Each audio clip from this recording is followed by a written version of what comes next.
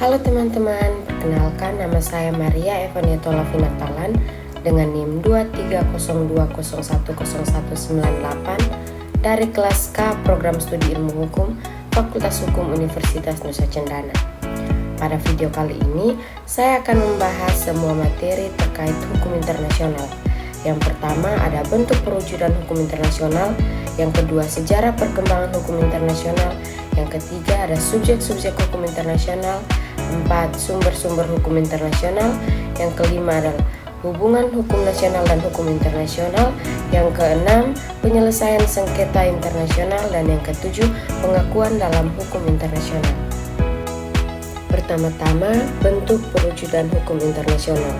Secara global, bentuk atau wujud hukum pada umumnya terbagi atas dua, yakni hukum tertulis dan hukum tidak tertulis.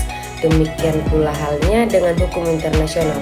Hukum internasional dapat dikenali bentuk atau wujudnya dalam bentuk hukum internasional tertulis dan hukum internasional tidak tertulis atau hukum kebiasaan internasional. Hukum internasional umum, universal atau global adalah hukum internasional yang berlaku secara umum atau global di seluruh dunia terhadap semua atau bagian terbesar subjek-subjek hukum internasional pada umumnya dan negara-negara pada khususnya. Hukum internasional regional merupakan hukum yang hanya berlaku dalam ruang lingkup yang lebih terbatas. Selanjutnya, hukum internasional khusus berbeda dengan hukum internasional umum maupun regional yang sirinya lebih tampak pada ruang lingkup global ataupun kawasan berlakunya. Hukum internasional pada masa kini yang akan datang, perkembangan-perkembangan baru seperti dikemukakan di atas telah mengubah sendi-sendi hukum internasional yang lama menjadi hukum internasional dengan ruang lingkup dan substansi yang semakin luas. Selanjutnya, sejarah perkembangan hukum internasional. Sejarah perkembangan hukum internasional dapat ditelusuri kembali ke zaman kuno ketika peradaban-peradaban pertama mulai menyadari pentingnya peraturan untuk mengatur hubungan antar negara atau kelompok. Berikut adalah ringkasan singkat tentang perkembangan hukum internasional dari masa ke masa. Yang pertama, zaman kuno. Pertama, perjanjian perdamaian dan perdagangan. Peradaban kuno seperti Mesir kuno, Mesopotamia, dan Kekaisaran Romawi sudah memiliki bentuk awal perjanjian untuk mengatur perdamaian dan perdagangan antar negara. Yang kedua, hukum perang. Kekaisaran Romawi misalnya memiliki prinsip-prinsip dasar tentang hukum perang dan perlakuan terhadap musuh. Yang kedua, pada abad pertengahan. Pada periode ini, Gereja Katolik dan para filsuf seperti Santo Agustinus dan Santo Thomas Aquinas berkontribusi pada pemikiran tentang keadilan dalam perang dan perlakuan terhadap pihak yang terlibat. Dan negara-negara Eropa mulai membuat perjanjian dan aliansi untuk mengatur hubungan politik dan militer. Yang ketiga, pada zaman modern awal dari abad ke-16 sampai ke-18. Hugo Grotius, seorang ahli hukum Belanda, dianggap sebagai bapak hukum internasional dengan karyanya De Jure Bellique Paris yang membahas prinsip-prinsip hukum perang dan perdamaian yang universal, dan kedaulatan negara diakui secara formal melalui Perjanjian Westphalen 1648 yang mengakhiri perang 30 tahun dan menetapkan prinsip-prinsip non-intervensi dalam urusan negeri-negeri lain. Pada abad ke-19, semakin banyak perjanjian internasional mulai dibuat untuk mengatur isu-isu khusus seperti hukum laut dan hak-hak diplomatik, dan Konferensi Wina mempromosikan prinsip keseimbangan kekuasaan di Eropa dan menciptakan kerangka untuk diplomasi multilateral. Dan pada abad ke-20, Liga Bangsa-Bangsa dibentuk setelah Perang Dunia Pertama untuk mencegah terjadinya perang di masa depan, meskipun organisasi ini gagal mencegah Perang Dunia II. Dan PBB didirikan pada 1945 setelah Perang Dunia II untuk menggantikan Liga Bangsa-Bangsa dengan tujuan menjaga perdamaian dan keamanan internasional serta memajukan hak asasi manusia untuk pembangunan. Dan pada masa kini, hukum internasional sekarang mencakup berbagai bidang termasuk hak asasi manusia, hukum lingkungan, hukum kemanusiaan, hukum laut, dan perdagangan internasional. Selanjutnya, ada subjek-subjek hukum internasional. Yang pertama, negara.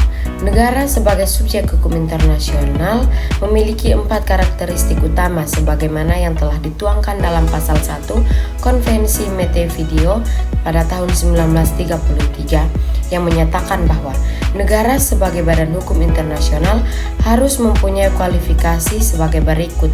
Yang pertama, memiliki penduduk, yang kedua, memiliki wilayah, yang ketiga, pemerintahan, dan yang keempat, kemampuan untuk melakukan hubungan diplomatik dengan negara lain.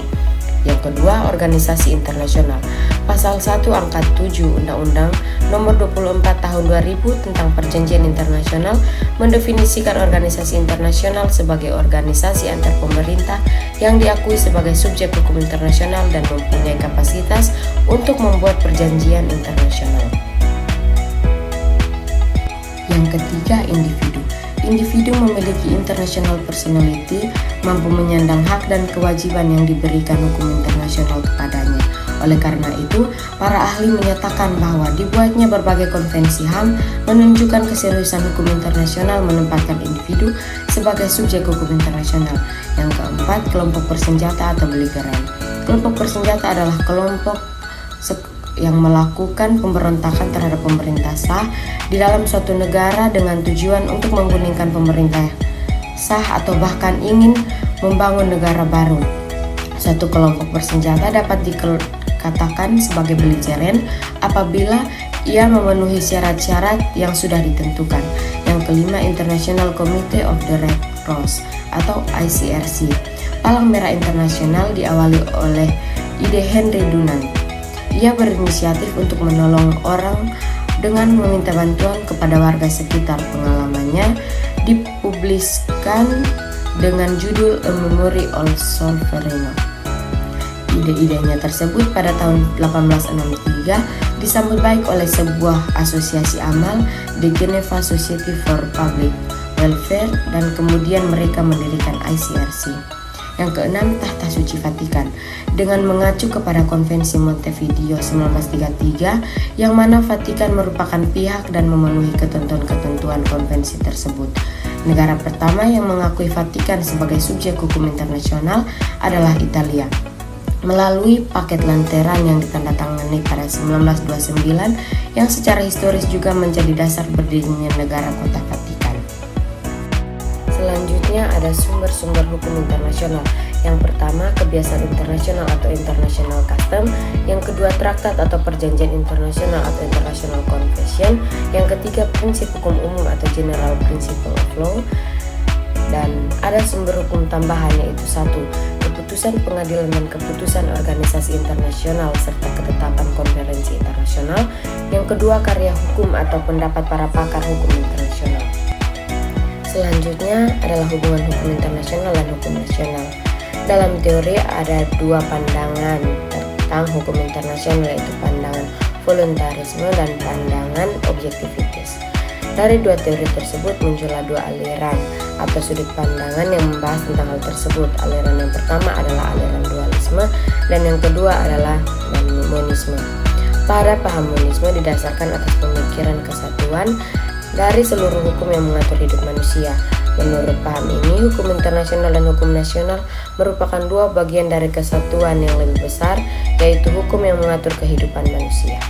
Selanjutnya, penyelesaian sengketa internasional. Penyelesaian sengketa internasional adalah mekanisme untuk menyelesaikan perselisihan antara 2 atau lebih pihak internasional.